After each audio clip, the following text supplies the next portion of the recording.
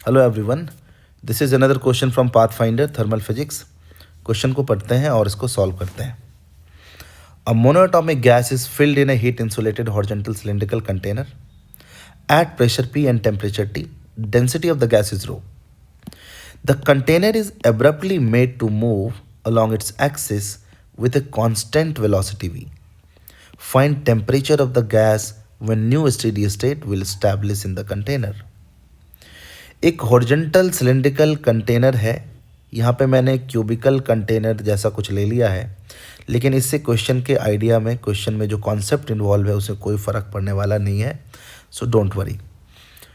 तो हमारे पास एक कंटेनर है, इसके अंदर एक मोनोएटॉमिक गैस है, आइडियल गैस है। इसका प्रेशर, टेम्परेचर, डेंसिटी क्या था वो दिया हुआ है। ये पहले रेस्ट में था कंटेनर। इसको एक सडनली वेलोसिटी v दे दिया गया और उसी कांस्टेंट वेलोसिटी से इसको मूव किया जा रहा है।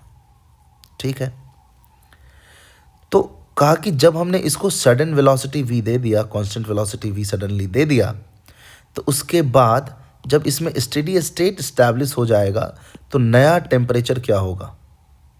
यही टी रहेगा या चेंज होकर कुछ हो जाएगा? अगर कुछ चेंज होकर होगा तो वो नया टेम्परेचर क्या होगा, ये बताना है। तो कंटेनर के वेलोसिटी देने से गैस के टेम्परेचर पे क्या असर आएगा, ये तो हम तभी सोच सकते हैं जब हमें ये समझ आए कि वेलोसिटी गैस के टेम्परेचर को कैसे अफेक्ट करती है। How velocity affects the temperature of the gas. मान लीजिए, बहुत ही बेसिक बात कर रहा हूँ, मान लीजिए कि हमारे पास कुछ गैस मॉलिक्यूल्स हैं और हाइपोथेटिकली मान लो कि ये रुके हुए हैं। ठीक है, इनके पास कोई काइनेटिक एनर्जी नहीं है, तो मान लिया कोई टेम्परेचर नहीं है ना। थोड़ा हाइपोथेटिकल बातें कर रहा हूँ ताकि आपको समझा पाऊँ जो समझाना है। अब मान लेते हैं कि सारे गैस पार्टिकल को, सबको मैंने सेम स्पीड v दे दिया, तो क्या अब इन गैस पार्टिकल्स के पास काइनेटिक एनर्जी है? बिल्कुल है। लेकिन क्या अब इनका टेम्परेचर बढ़ गया है? क्योंकि इनके पास काइनेटिक एनर्जी आ गया तो क्या इनका टेम्परेचर बढ़ गया? नो, इनका टेम्परेचर नहीं बढ़ा है, क्योंकि टेम्परेचर बढ़ाने के लिए काइनेटिक एनर्जी का होना काफ़ी नहीं है। वो काइनेटिक एनर्जी जिसके वजह से पार्टिकल्स एक दूसरे से कोलाइड करते हैं, वो काइनेटिक एनर्जी रिलेट्स टेम्परेचर। वो काइनेटिक एनर्जी ज़्यादा होगा तो टेम्परेचर ज़्यादा होगा, वो काइनेटिक एनर्जी कम होगा तो टेम्परेचर कम होगा। तो kinetic energy present in the random motion defines temperature और रिलेट्स टेम्परेचर। तो ऑर्डर्ड मोशन जब होगा, जब बल्क मोशन होगा, यानी कि सब जब एक साथ चल रहे हैं किसी वेलोसिटी से, so they are not colliding with one another, so this kinetic energy is not going to be increasing the temperature. जो रैंडम मोशन होगा, मतलब एक का दूसरे के रिस्पेक्ट में वेलोसिटी हो, वो एक दूसरे को हिट करें, तो जो एनर्जी होगा, काइनेटिक एनर्जी जो होगा, रैंडम मोशन में प्रेजेंट जो काइनेटिक एनर्जी होगा, उसी की वजह से टेम्परेचर उस गैस का रिलेट हो सकता है। यानी कि अगर वो काइनेटिक एनर्जी रैंडम मोशन में इंक्रीज हो गया तो उसका टेम्परेचर इंक्रीज हो जाएगा, वो काइनेटिक एनर्जी कम हो गया तो उसका टेम्परेचर कम हो जाएगा। तो हमें बस यही समझना है कि कंटेनर को एब्रप्टली मूव करने से इस गैस के रैंडम काइनेटिक एनर्जी में क्या बदलाव आया। अगर वो बदलाव आएगा तो टेम्परेचर चेंज होगा। अगर रैंडम एनर्जी बढ़ गया तो टेम्परेचर बढ़ेगा, रैंडम एनर्जी घट गया तो टेम्परेचर घटेगा। तो गैस पार्टिकल का जो रैंडम मोशन था, तब जब ये कंटेनर रेस्ट में था, तो सब पार्टिकल अलग अलग डायरेक्शन में मूव कर रहे थे, कोई इधर, कोई इधर, कोई इधर। तो let u1, u2, u1, u2 etcetera are velocity of gas particles in random direction. तो बाय एंड लार्ज अगर देखें तो पार्टिकल्स इधर उधर जा रहे हैं, लेकिन ये जो गैस है, क्योंकि कंटेनर रेस्ट में है, तो पूरा गैस इसी रीजन में घूम रहा है और डेंसिटी को यूनिफॉर्म मान सकते हैं, आइडियल गैस है, तो इसका सेंटर ऑफ मास कहीं ना कहीं बीच में होगा और इस गैस का सेंटर ऑफ मास यहीं रह रहा है, यानी velocity of centre of mass is 0। आगे आपको पता चलेगा इस सब में क्यों लिख रहा हूँ, क्यों ये सब लिखा हुआ है। तो as gas is initially at rest, velocity of centre of mass is 0 and its temperature will depend on the kinetic energy present in random motion. Only random motion is present now, क्योंकि gas as a whole is not moving in any direction. कोई bulk motion नहीं है, कोई bulk movement नहीं है। ये इधर आ रहा है, ये इधर जा रहा है, ये इधर जा रहा है, ओवरऑल कोई मूवमेंट नहीं है। तो अभी जो इसका टेम्परेचर है, यानी इंटरनल एनर्जी जिस टेम्परेचर की वजह से है, वो because of the kinetic energy present in random motion है। तो रैंडम मोशन में काइनेटिक एनर्जी क्या लिखेंगे, half mass of each particle and speed of each particle square, और सबका sum, half mi/ui, mi is any ith particle and ui is its speed, तो half mi/ui square, उसको sum कर दिया, यानी all particle i = 1 to i = n, सारे particle का सम कर देंगे तो हमें टोटल इंटरनल एनर्जी मिल जाएगा इनिशियल। और वेलोसिटी ऑफ सेंटर ऑफ मास 0 था। अब क्या हुआ, कंटेनर को एब्रप्टली एक वेलोसिटी दे दिया v। तो अगर हम कंटेनर के फ्रेम में देखें, इन कंटेनर्स फ्रेम, जैसे ही आप कंटेनर को स्पीड v देंगे, तो कंटेनर को तो आपने स्पीड दे दिया v, लेकिन गैस पार्टिकल्स तो अभी भी रैंडम मोशन कर रहे थे, उनके पास तो कोई आगे की तरफ वेलोसिटी नहीं आया। तो कंटेनर के फ्रेम से देखने पर, in containers frame, just after giving velocity to container, all gas will appear to be moving toward left. Container के फ्रेम में, यानी कि मैंने एक ट्रॉली ले लिया जिसका स्पीड कंटेनर के वेलोसिटी के बराबर कर दिया, तो उसके अंदर जो गैस है उसको मैंने अलग से दिखा दिया, वो बैकवर्ड वी स्पीड से मूव करता हुआ दिखेंगे। कंटेनर के रिस्पेक्ट में ऑब्वियसली मूव करेंगे, कंटेनर के रिस्पेक्ट में ये एक एक्स्ट्रा वेलोसिटी आ जाएगा। जैसे मान लो कोई पार्टिकल था, उसका स्पीड था u, तो उसके पास एक इधर स्पीड आ गया v। कोई पार्टिकल का इधर था कुछ u डैश, तो उसके पास भी इधर एक आ गया v। तो apart from the random motion, gas particles will move as a whole with speed v leftward with respect to the container. तो क्या करेगा, ये गैस पार्टिकल कंटेनर को हिट करेगा, लेकिन पहले जो लेयर हिट करेगा वो टकराने के बाद लौटेगा। और जब वो लौटेगा, तो अब जब वो टकरा कर लौटेगा, तो ऑब्वियसली जब वो रुका हुआ था कंटेनर, तब जब वो टकरा कर लौट रहा था, तब जितना स्पीड के साथ वो लौट रहा था, अब जब गैस पार्टिकल इस वॉल को हिट करके लौटेगा तो उसका स्पीड थोड़ा ज़्यादा होगा। और जा तो सब रहे थे इधर, लेकिन जो पहले हिट करके लौटेगा वो इन सारे गैस पार्टिकल्स को आगे वाले गैस पार्टिकल के साथ कोलाइड करेगा। और जो एनर्जी उसने कोलिजन की वजह से जो एक्स्ट्रा स्पीड गेन किया, वो कहीं ना कहीं कोलिजन की वजह से वो उसका कुछ पोर्शन लूज कर देगा। तो आप देख रहे हैं कि गैस कंटेनर के रिस्पेक्ट में जो इधर जा रहा था, वो वॉल से टकराने के बाद जब लौटा तो आपस में कोलाइड करने लगे। और आपस में कोलिजन की वजह से क्या हुआ, जो काइनेटिक एनर्जी उनको यहाँ से एक्स्ट्रा मिला था because of the collision with this moving wall, उसका एक पोर्शन कोलिजन में चला गया, जो क्या करेगा, रैंडम एनर्जी को बढ़ाएगा। तो रैंडम एनर्जी को बढ़ाएगा तो ऑब्वियस है कि kinetic energy in the random motion will increase, so temperature will increase. इतना तो समझ आ गया।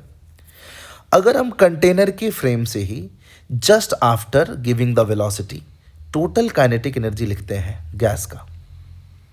अच्छा, कंटेनर के फ्रेम में बैठ गया। अब क्योंकि कंटेनर यूनिफॉर्म स्पीड से मूव किया जा रहा है, तो कोई स्यूडो फोर्स लेने की ज़रूरत नहीं है ना, क्योंकि इसका स्पीड क्या है, कांस्टेंट है। तो स्यूडो फोर्स के बारे में सोचने की बात नहीं है कोई। Total kinetic energy in the container frame लिखते हैं। तो कोई भी गैस पार्टिकल जिसका रैंडम डायरेक्शन में स्पीड था, मान लो ui किसी जनरल आर्बिट्ररी पार्टिकल के लिए बोल रहा हूँ, और एक स्पीड तो उसका v, तो उसका नेट वेलोसिटी जो दिखाई देगा कंटेनर के फ्रेम से, वो दिखाई देगा ui vector plus v vector. तो उसका काइनेटिक एनर्जी कैसे लिखोगे, half mass of that particle into ui plus v का स्क्वायर। और ये समेशन क्या, ऐसे सारे पार्टिकल के लिए हमें सम करना पड़ेगा, टोटल काइनेटिक एनर्जी निकालना है। तो हाफ mi, इसका स्क्वायर करते हैं, ui square plus v square plus 2 ui dot v, summation का साइन है। समेशन क्यों, क्योंकि ऐसा सब पार्टिकल के लिए करना है। तो अब इस टर्म को अलग कर दिया, summation half mi ui square plus, अच्छा ये v स्क्वायर, इस सब के साथ v तो कॉमन है, सारे गैस पार्टिकल के पास ये है, तो हाफ v स्क्वायर कॉमन आ गया, हाफ v स्क्वायर कॉमन आ गया। देन बचेगा क्या, इसके अंदर क्या बचेगा, सिर्फ mi, मतलब sum of mass of all the particles summation of M I, वो तो total mass of the gas होगा, जिसको half M total we square लिख दिया, प्लस ये जो 2 है और ये जो 2 है ये कट जाएगा इस वाले टर्म के लिए, तो हमारे पास बचेगा m I you i dot v, फिर से समेशन का sign, v is again same for all, तो एम आई यू आई का सम मैंने 0 लिखा। क्यों लिखा? क्योंकि देखो यहाँ पे पहले ही लिख दिया था m1u1 plus m2u2 divide by m1 plus m2 0, M I you I यानी कि समेशन ऑफ m1v1 मतलब m1v1 प्लस m2v2, यही तो है इंटीग्रेशन एम आई यू आई, ये क्या आ जाएगा 0, पहले ही 0 था, 0 ही है वो तो टर्म, 0 हो गया ये। So total kinetic energy just after giving velocity v to the container in container's frame is half mi ui square plus half m total v square। ये जो था ये तो रैंडम मोशन में प्रेजेंट काइनेटिक एनर्जी था, randomised kinetic energy लिख दिया इसको, जो कि इंटरनल एनर्जी था गैस का। और ये जो half M total we square है ये काइनेटिक एनर्जी और बल्क मोशन था, जो कि कंटेनर वाले फ्रेम में बैठे हुए ऑब्जर्वर को दिख रहा था कि पूरा गैस इधर जा रहा है।